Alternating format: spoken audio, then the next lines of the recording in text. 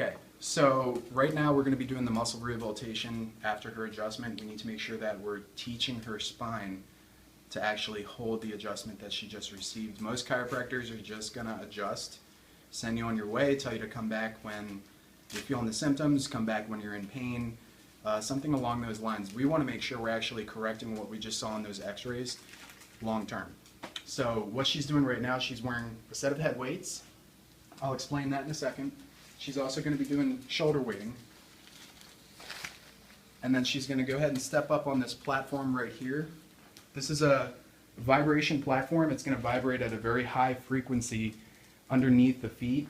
You can go ahead and power that on, Mom. Put it on 5 minutes. So right now it's vibrating at a high frequency under the feet. And some of the strongest nerve input that you have in your body comes from the bottom of your feet. They're called proprioreceptive nerves. Proprioreceptive nerves. And those nerves have the strongest nerve input to the balance center of the brain up here, up at the brainstem. So what's happening is it's stimulating those nerves on the bottom of her feet down there, sending it 300 miles an hour all the way up to the balance center of the brain. Because her body is stressed right now with shoulder weights and with forward head weighting, it's creating adaptation in the spine, and we're increasing the amount of adaptation that her spine's going through by putting the nerve input from the feet up to the balance center of the brain. So balance center of the brain goes, oh no, my head is forward, my right shoulder is down, so he's going to pull that right shoulder up and pull the head back. And then the balance center of the brain is going to tell the postural muscles where to contract, where to relax, to actually teach her to hold the adjusted position.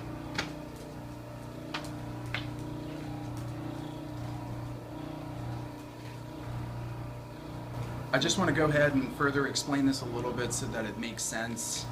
Everybody out there, I'm sure you guys have carried groceries in like one arm before, so imagine this is a bag of groceries and I'm carrying it in one arm. You're not just going to walk around like this without ever thinking about it. The balance center of your brain wants to balance you out in space, so you're going to contract the muscles on this side of the spine and try and balance your shoulders out so your spine tries staying as straight as possible from a front view. If you were looking at me front on right now, so instead of me walking around like this, I'm going to contract the muscles over here without ever thinking about it to straighten myself out, balance myself out in space.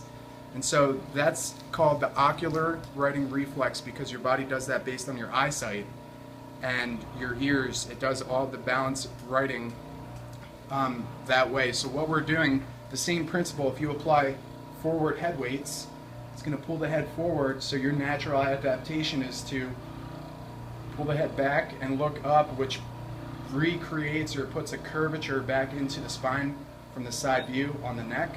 And the same principle with that 4.5 degree angle that she had right up here at T1 and T2.